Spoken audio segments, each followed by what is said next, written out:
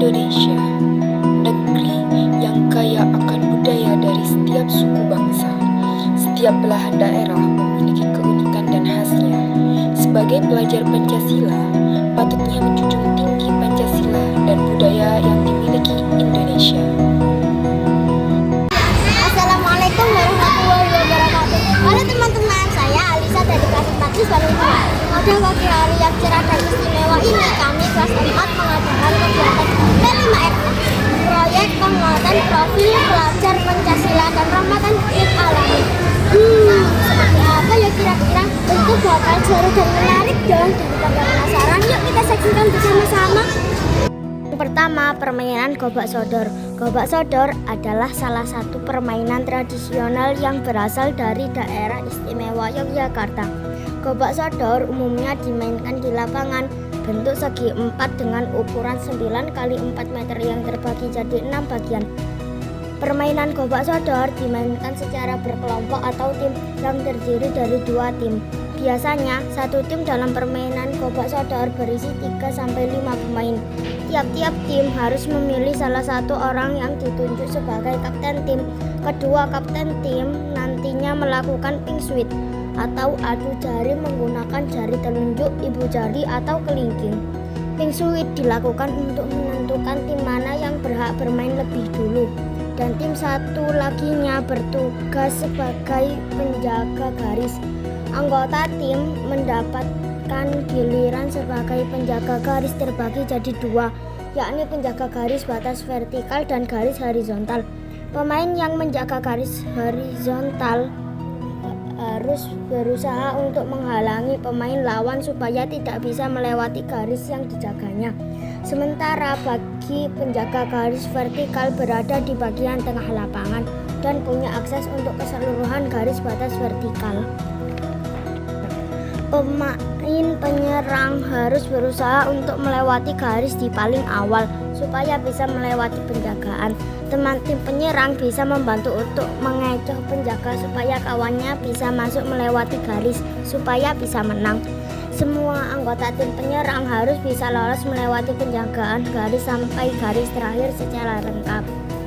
Tim siapa yang punya poin terbanyak, maka merekalah yang akan menjadi pemenangnya.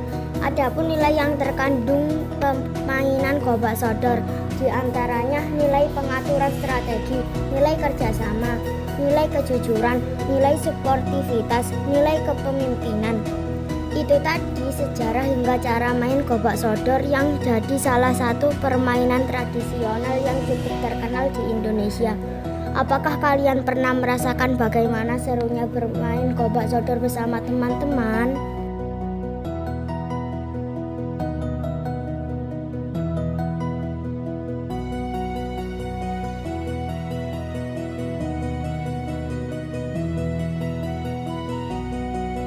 Yaitu permainan tapak gunung atau engklek. Permainan tapak gunung ditemukan di berbagai wilayah di Indonesia dengan nama yang berbeda. Di Jawa nama permainannya disebut engklek.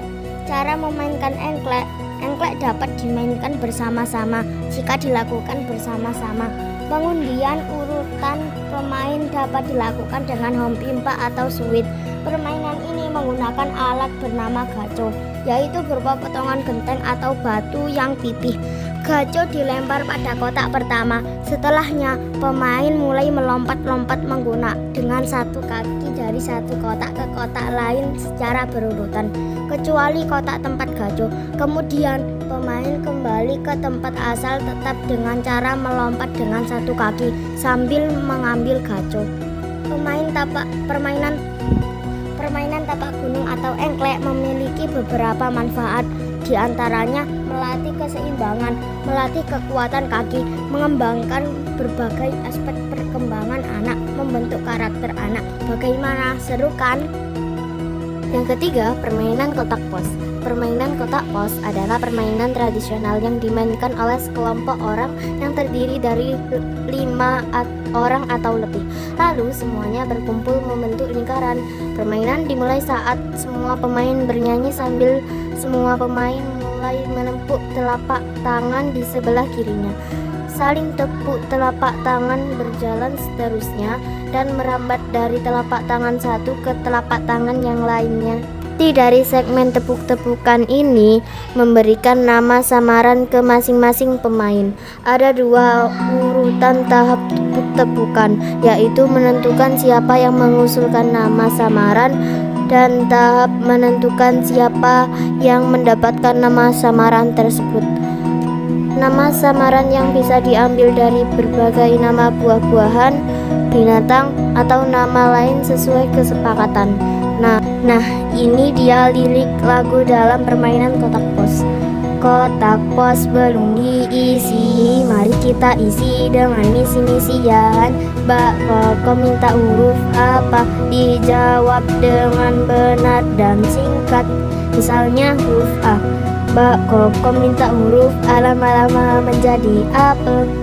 Semua pemain yang telah memperoleh nama dari huruf harus keluar dari lingkaran. Tepuk-tepukan tangan berlangsung sampai menyisakan satu pemain yang tidak kebagian nama. Nah, dia yang tersisa menjadi pusat permainan di babak selanjutnya. Dia yang tidak kebagian nama harus menyebutkan nama-nama yang telah disebutkan tadi. Nah, jika permainan sudah memasuki babak penyebutan nama, berarti permainan memasuki babak kedua.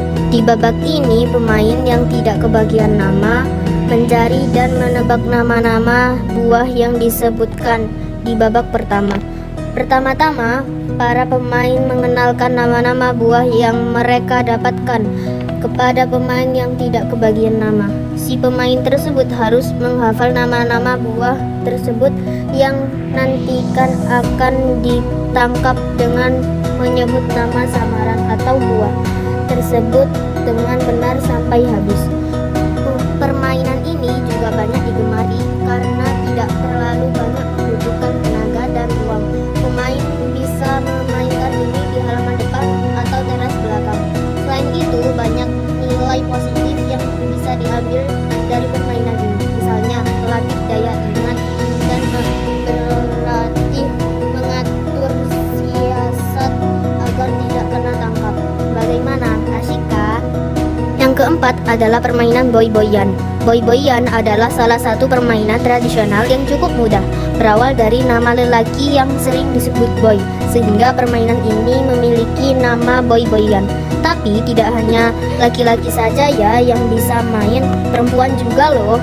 Boy-boyan dimainkan oleh 2 kelompok kecil yang terdiri dari 5-10 orang, yaitu kelompok yang bermain dan kelompok yang berjaga. Sebelumnya 2 kelompok mewakili untuk melakukan pink sweep adu jari menggunakan jari telunjuk, ibu jari atau kelingking. Pink sweep dilakukan untuk menentukan tim mana yang berhak bermain lebih dahulu dan tim satu laginya bertugas berjaga. Ternyata punya makna dan pesan moral yang dalam masing-masing kelompok karena membutuhkan kerjasama antara pemain dalam satu kelompok. Kelompok satu akan bertugas merobohkan susunan pecahan genteng yang telah disusun ke atas menggunakan bola. Kemudian kelompok yang bermain harus menyusunnya kembali, namun mereka harus berhati-hati karena tim lain akan berusaha menggagalkan dengan melempar.